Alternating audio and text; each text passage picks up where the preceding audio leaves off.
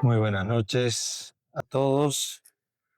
Como siempre, es una alegría poder concretar una vez más este curso de formación anual dedicado a la doctrina del Santo Cardenal Newman, que acaba de ser nombrado doctor de la Iglesia, y eso hace que su doctrina tenga un valor especial, agregado, diríamos nosotros, para lo que hace a nuestra cultura católica.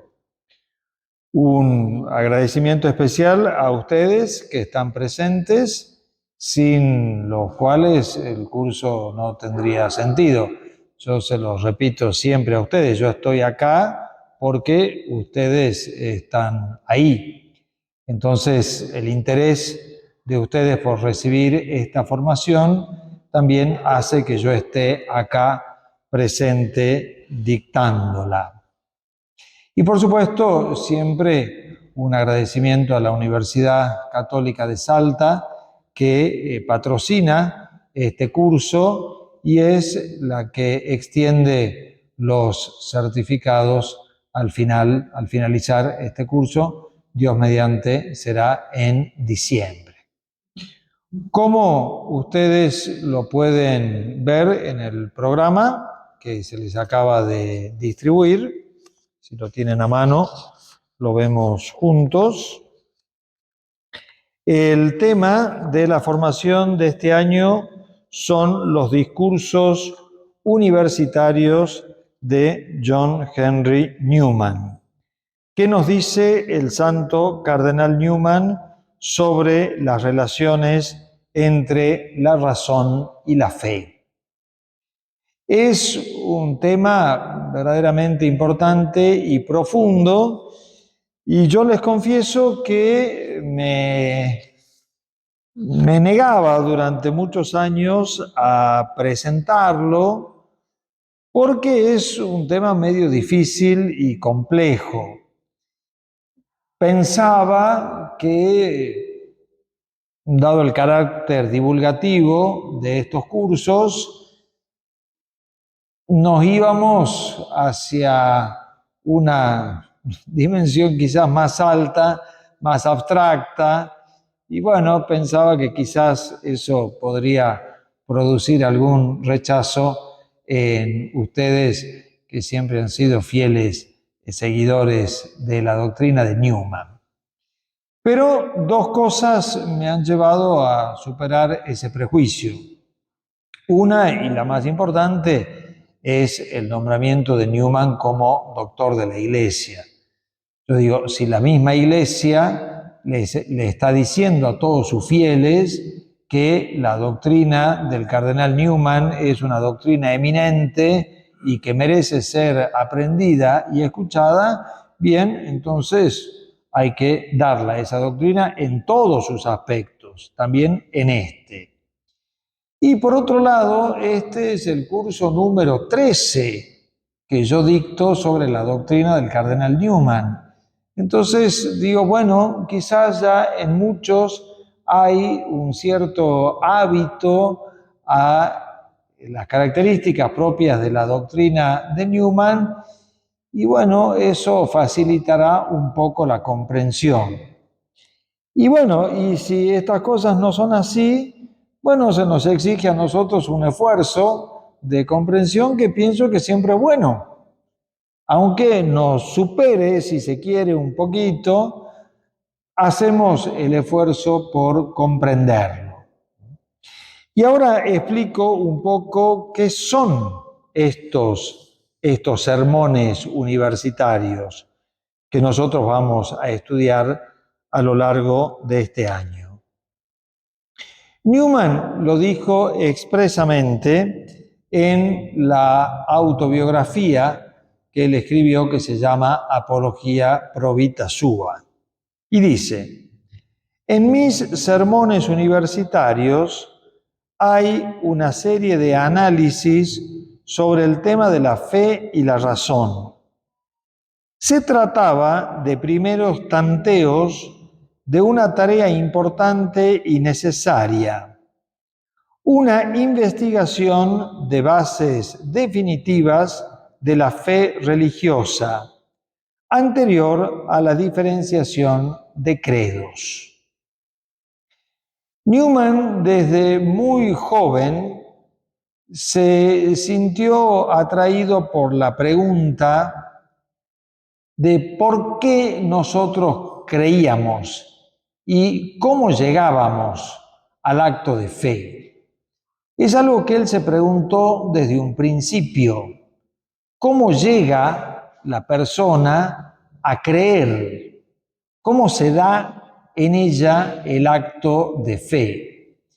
Y él se hacía esa pregunta, por supuesto un poco en abstracto, pero con una base concreta, que era la incredulidad que se iba generalizando. Estamos hablando de hace 150 o 170 años. Pero lo que nosotros hoy vemos como muy generalizado, en ese momento comenzaba a darse, sobre todo en la Universidad de Oxford, que es donde él trabajaba. Y él se preguntaba constantemente por qué ante un mismo estímulo, que podía ser una palabra, que podía ser una predicación, que podía ser una lectura, que podía ser un sermón, etcétera, etcétera, porque ante un mismo estímulo una persona creía y otra no. Porque hasta ante un mismo hecho una persona se convertía y comenzaba a creer y otra persona no.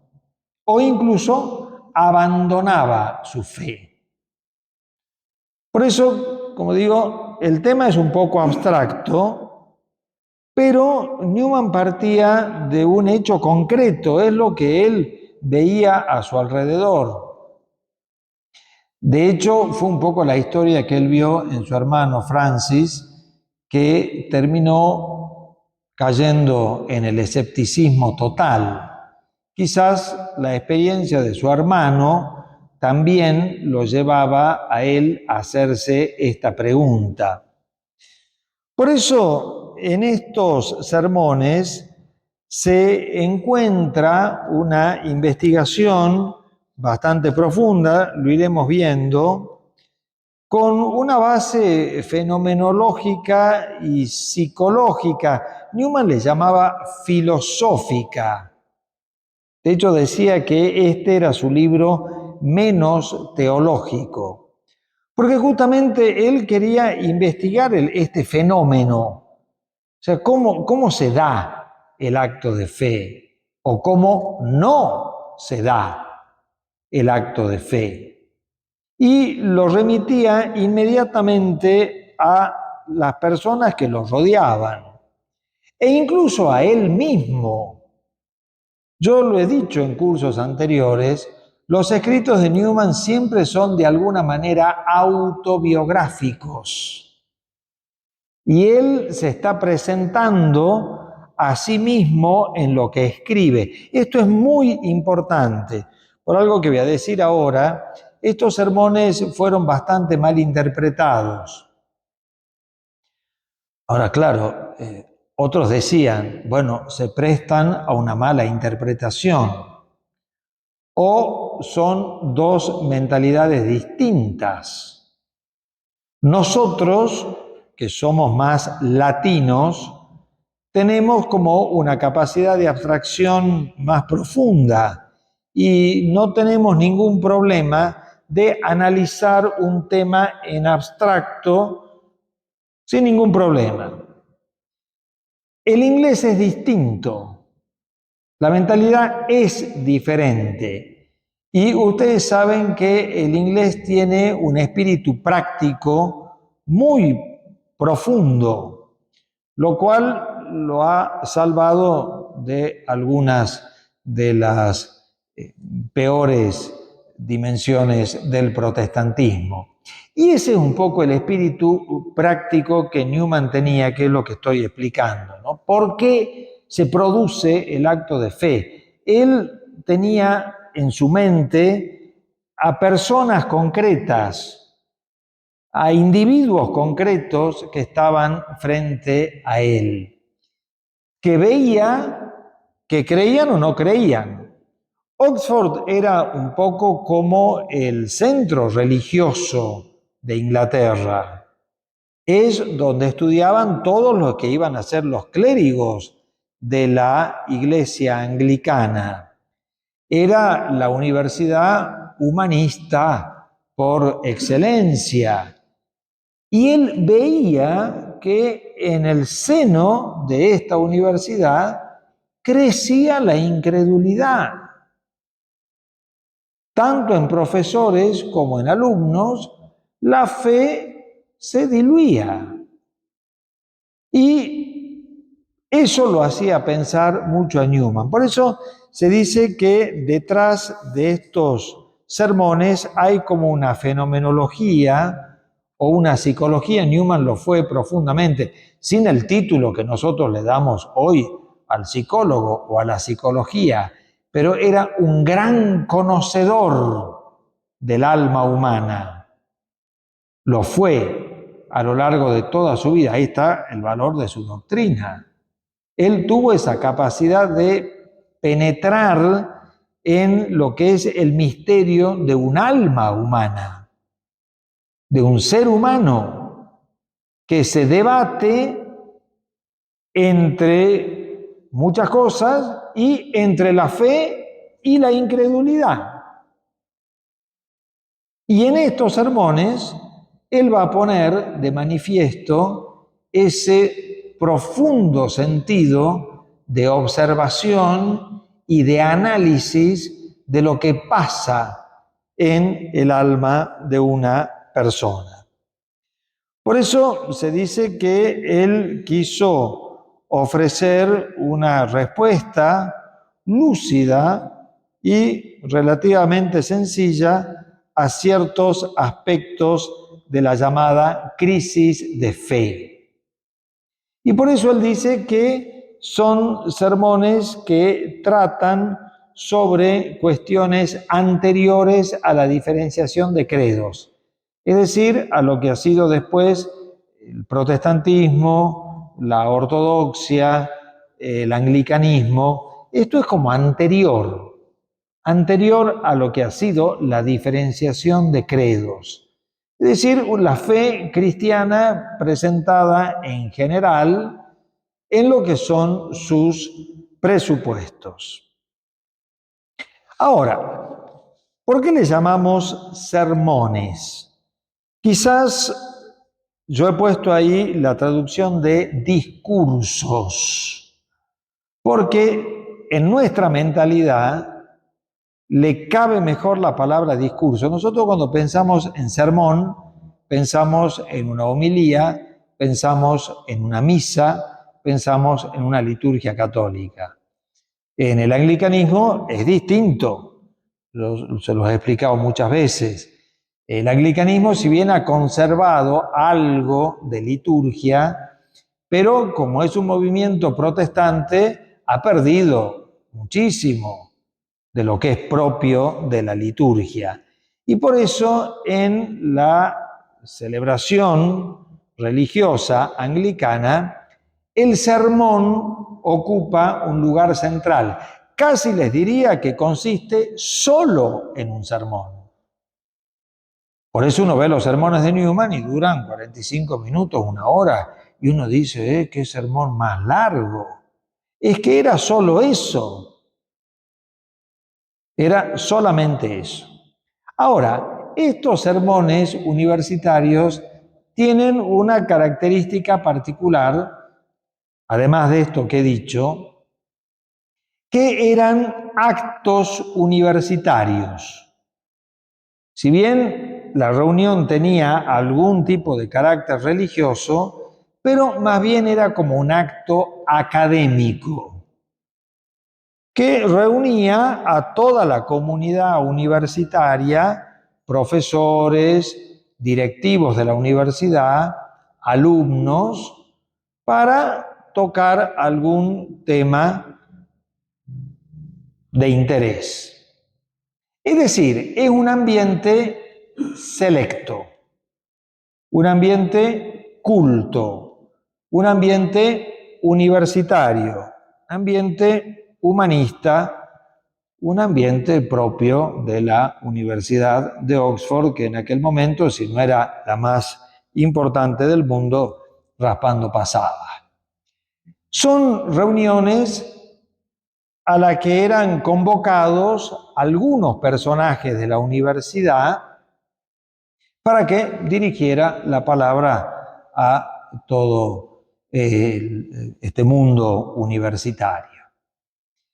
A Newman, la primera vez que lo llamaron, que es el primer sermón, fue en el año 1826. Es decir, Newman tenía 25 años. Lo vamos a ver porque en la próxima reunión ya nos vamos a dedicar a estudiar este primer sermón. Y uno dice, qué admirable. Yo no sé si hoy encontramos, no solo en Argentina, sino en el mundo entero, no sé si podemos encontrar un joven de 25 años que hoy dé un discurso así. Bueno, Newman lo dio. Después eso fue 1826, ese fue el primer sermón.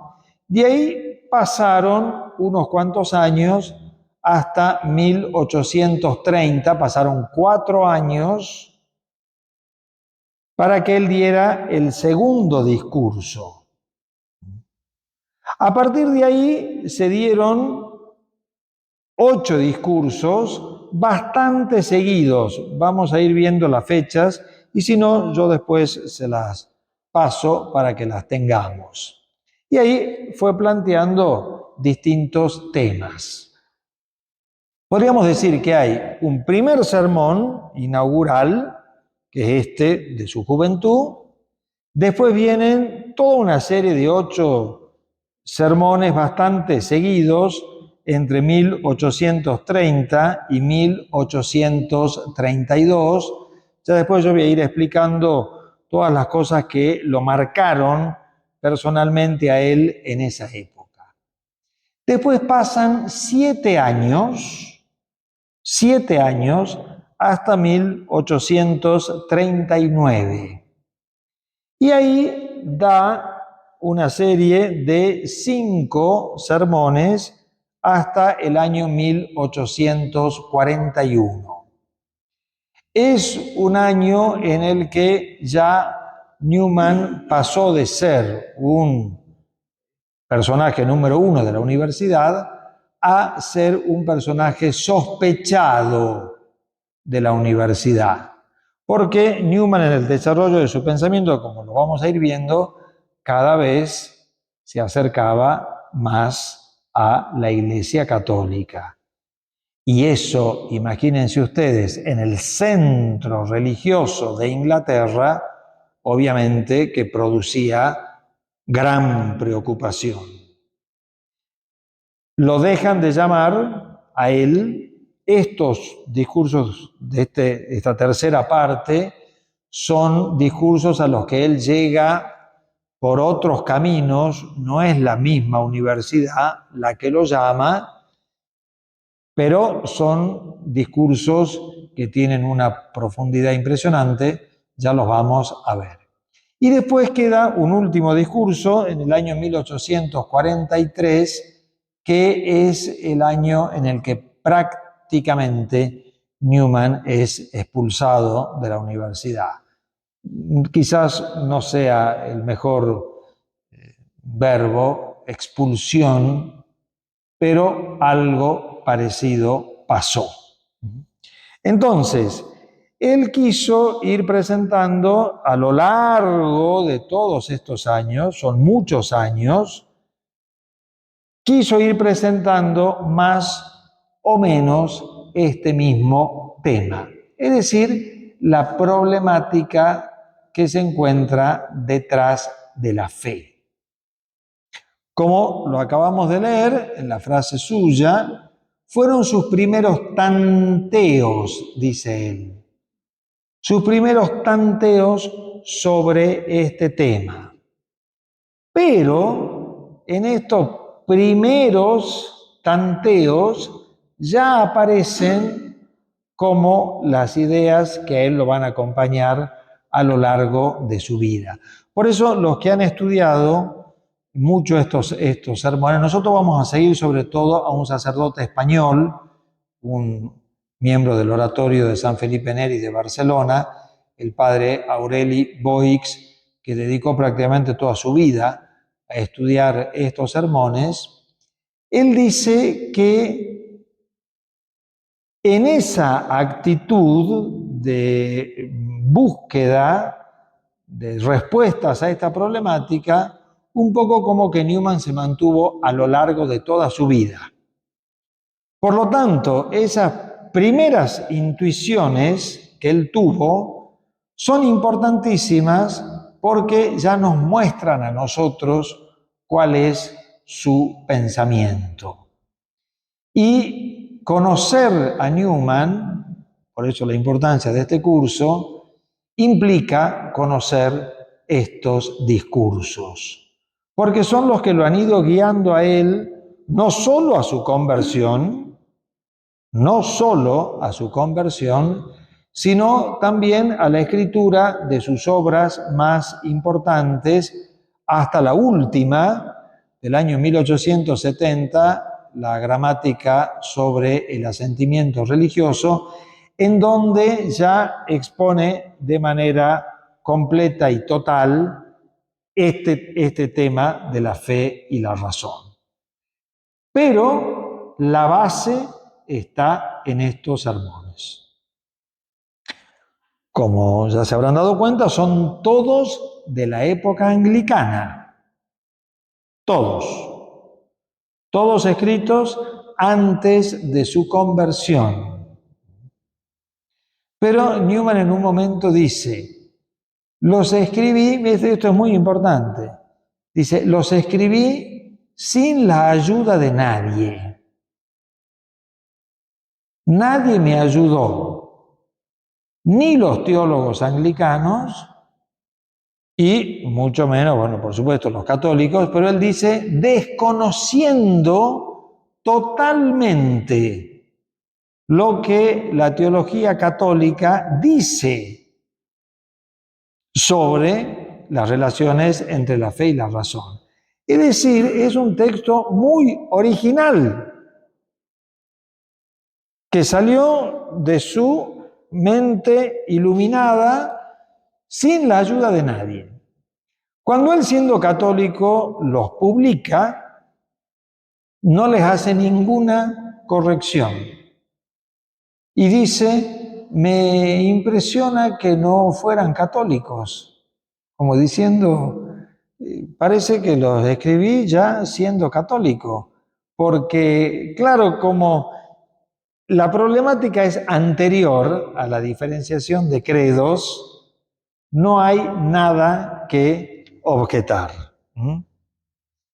Ahora, esos tanteos de los primeros tiempos lo acompañaron a él a lo largo de toda su vida y, como les digo, está hasta en su última obra, en la que todavía él manifestó como que no terminaba de explicar correctamente la problemática.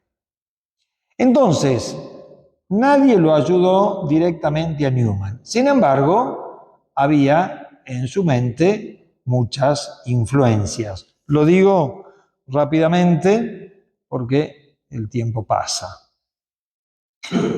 Los años de formación de Newman se pueden dividir en lo que fue su escuela primaria y secundaria, podríamos decir así, aunque ellos les dan otros nombres, los años universitarios y los años de docente trabajando en la universidad. En esos primeros años, sobre todo siendo niño, Newman recibe la formación religiosa por parte de su madre, porque el padre de Newman se ve que no era una persona muy piadosa. Su madre pertenecía a una familia inglesa, pero de origen francés. Son esas familias francesas protestantes, los famosos hugonotes, que ustedes quizás conozcan la historia, que dominaron en un momento el panorama incluso hasta político de Francia. Podría haberse inclinado hacia el protestantismo. Fue el famoso rey Enrique IV que accede al trono en la famosa guerra de los tres Enriques y que se convierte. Fue el autor de la famosa frase, que seguramente todos ustedes la conocen: París bien vale una misa. Y muchos lo han criticado porque dicen se convirtió por conveniencia. Posiblemente haya sido, no sé. Intenciones son difíciles de juzgar o casi imposible, pero se convirtió. Eso produce un éxodo de los calvinistas franceses y esa era la familia de Newman, que después tuvieron una importancia muy grande en Inglaterra porque le dieron al cisma de Enrique VIII con su hija, la reina Isabel, un carácter ya propio de herejía.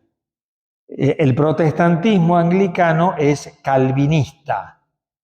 Por lo tanto, es sumamente pietista, evangelista y promotor de una religión muy sentimental, muy emocional y muy poco doctrinal, irracional, diríamos nosotros.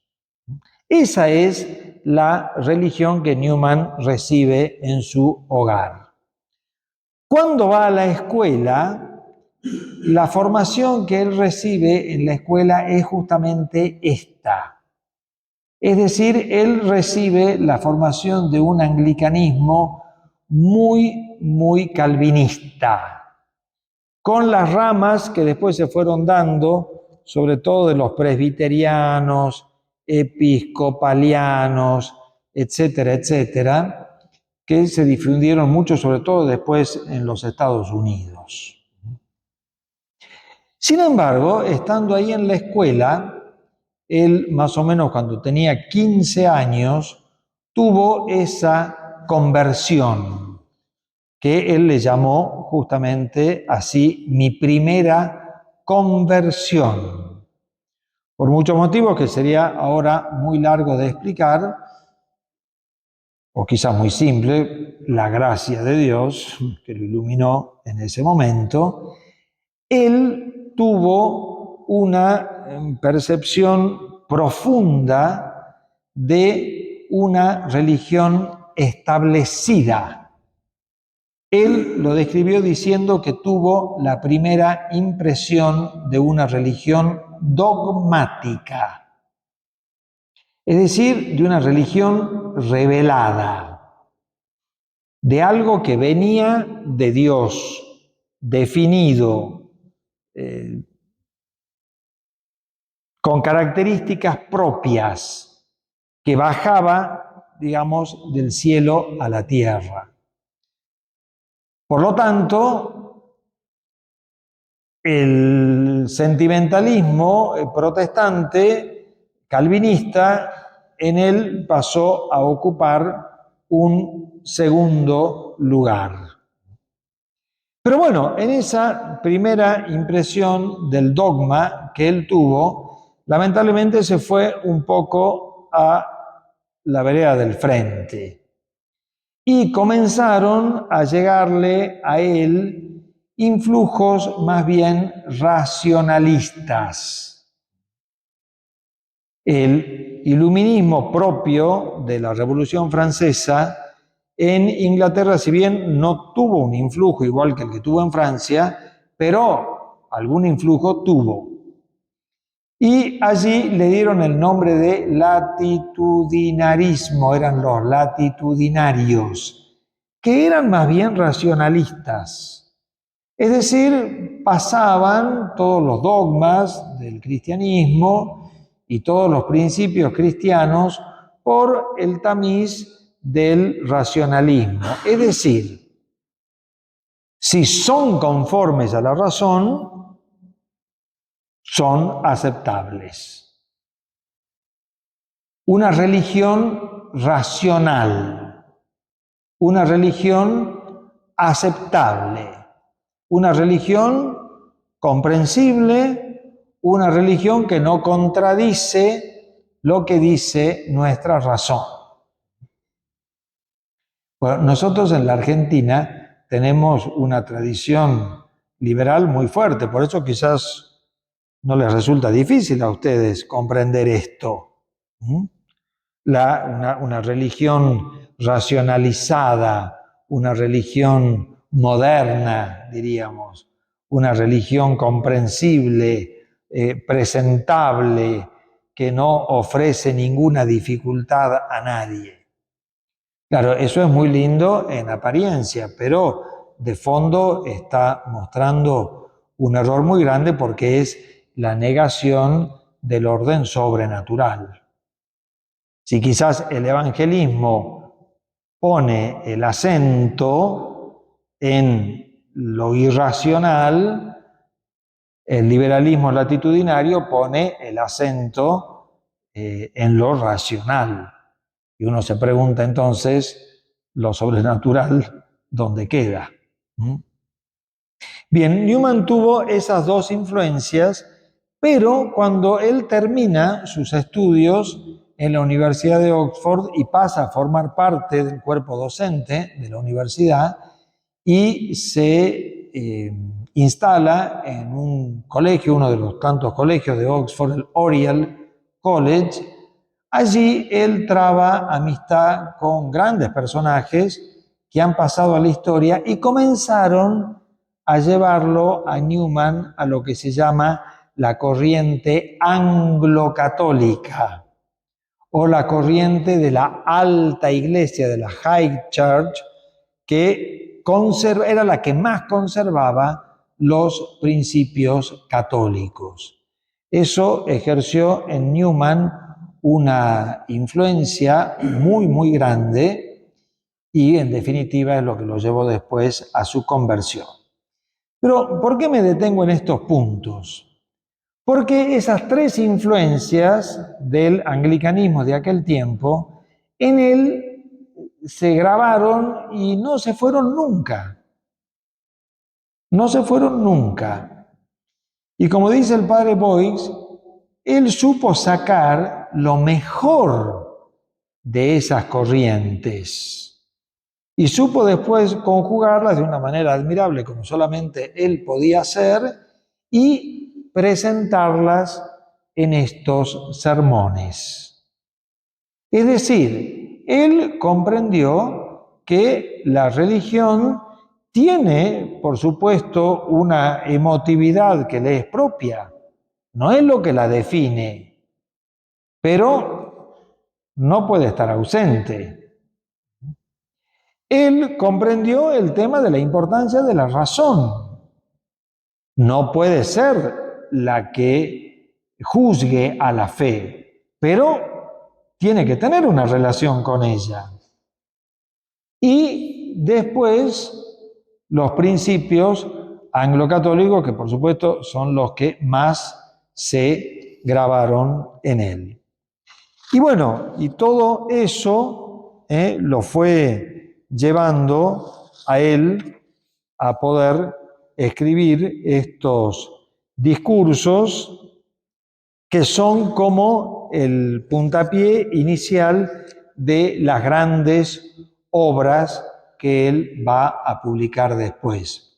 Sobre todo de la obra con la que él se convirtió, que es la famosa obra sobre el desarrollo de la doctrina cristiana, que cuando él la presentó en el ámbito católico, resultó prácticamente incomprensible, ¿no? Él lo presentó a los teólogos romanos que la leyeron, y uno de ellos, un gran teólogo jesuita de Roma, dice que la leyó y dijo: acá Newman confunde todo.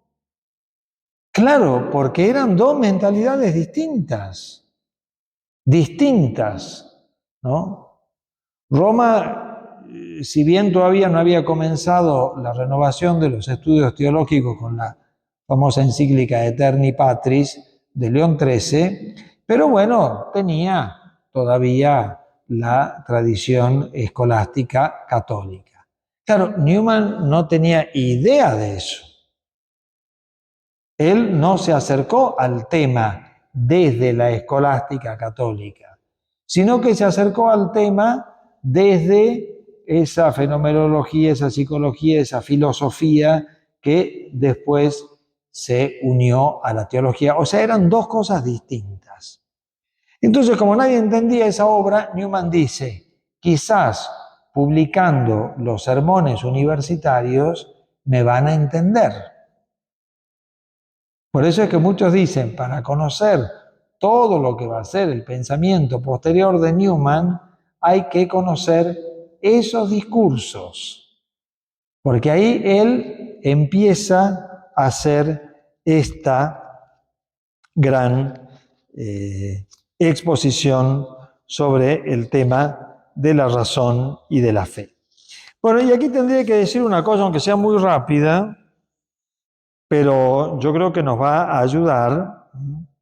Cuando Newman habla de la razón, quiere decir muchas cosas. Y quizás ahí comienza un poco el problema. Quizás para nosotros la razón es sinónimo de inteligencia, es sinónimo de razonamiento, etcétera, etcétera, que está bien. Y Newman lo acepta a eso.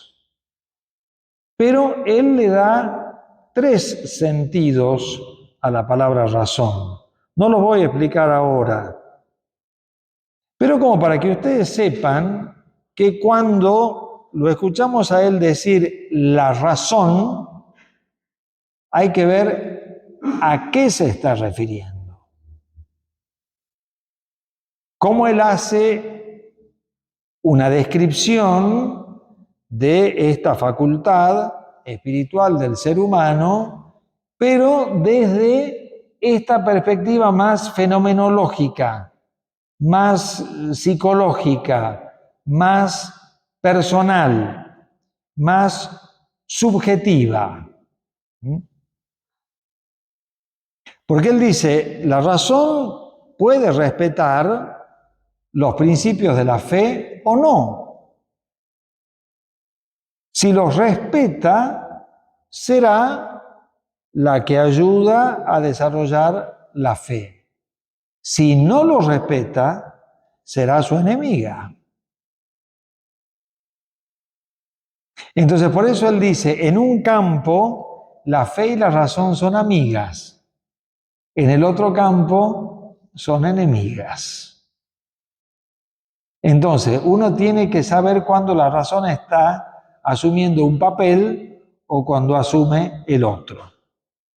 Y bueno, y me queda uno que aunque sea un poquito, les digo, no aguanto la tentación de decirles, porque este es un punto muy particular, que les trajo muchas críticas a Newman, muchas críticas le trajo, pero le trajo de parte de aquellos que no lo terminaban de entender. Y es lo que él explica sobre cómo el hombre llega a la certeza. Y entonces ahí él elabora toda una teoría que después la vamos a explicar muy bien porque es muy interesante y muy importante sobre las probabilidades que se suman una con la otra y va conduciendo hacia la certeza. Bueno, como les digo, esto le trajo a Newman la crítica de ser escéptico y él, por supuesto, se defendió de esa crítica, como después lo vamos a ver. Bueno, y por último, ¿a quiénes dirigía él sus discursos? Bueno, ya un poquito se los dije. Los dirigía a este mundo universitario, que él consideraba que estaba más expuesto al liberalismo latitudinario. Él consideraba que más bien el pueblo estaba expuesto al evangelismo. De hecho, era así. El evangelismo anglicano era más bien propio de las clases populares y estas clases más altas, más universitarias, estaban expuestos a este liberalismo latitudinario. Es decir, que los sermones se dirigen principalmente a la crítica de esta corriente. De esta corriente racionalista.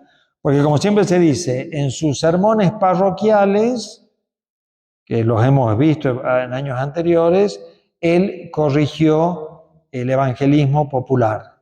Y en los sermones universitarios, más bien corrigió el racionalismo liberal. Bueno, con el paso de los siglos, de los años, estos sermones han ido adquiriendo importancia, de a poco van introduciéndose también en la teología católica y, como dice el padre Aureli Boix, prácticamente son ya como un clásico moderno de la teología. Quizás me parece un poco mucho decir eso, porque muchos lo desconocen, pero algo podemos decir. Bueno, y si les parece, para terminar, veamos un poquito el programa de los encuentros que tendremos este año. Los sermones son 15, nuestros encuentros son 10. Este era el introductorio, o sea, nos quedaban 9. Así que tuve que hacer una elección. Me parece que son los más significativos. Aunque en una de nuestras reuniones puse dos sermones como para poder abarcar un poco más. Bueno, en primer lugar tenemos el primer sermón, que es el que analizaremos la reunión que viene, el talante científico inculcado por el Evangelio. Es interesante el tema porque Newman dice que ya el Evangelio nos lleva a que hagamos una reflexión sobre nuestra fe.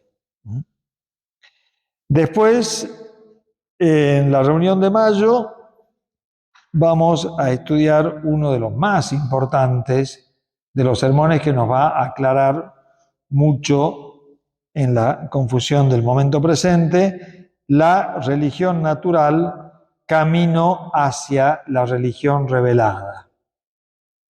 Yo digo, si se hubiera conocido este sermón, hubiéramos evitado las declaraciones de esa reunión en Abu Dhabi que lamentablemente han pasado a la historia. Se hubiera evitado ese error. Bueno, acá está lo propio de un doctor de la Iglesia. Hermosísimo sermón. Es el número 2. En junio vamos a estudiar el sermón número 5, hermosísimo también, el testimonio personal, medio de propagar la verdad. Acá aparece claro ese tema de lo personal. ¿Mm? Es decir, él dice que a la fe nadie llega solo por argumentos racionales. Es otra cosa y otro camino. ¿Mm? Bien, después en nuestra reunión de julio veremos el sermón número 7, visión profana contra visión de fe. Ahí defenderá sobre todo el principio sobrenatural de la fe. En el mes de agosto veremos la obstinación pecado de Saúl. Es toda una descripción que él hace sobre el rey Saúl del Antiguo Testamento y sobre su obstinación, es decir, cómo eso le impidió a él creer. De nuevo, la cuestión personal.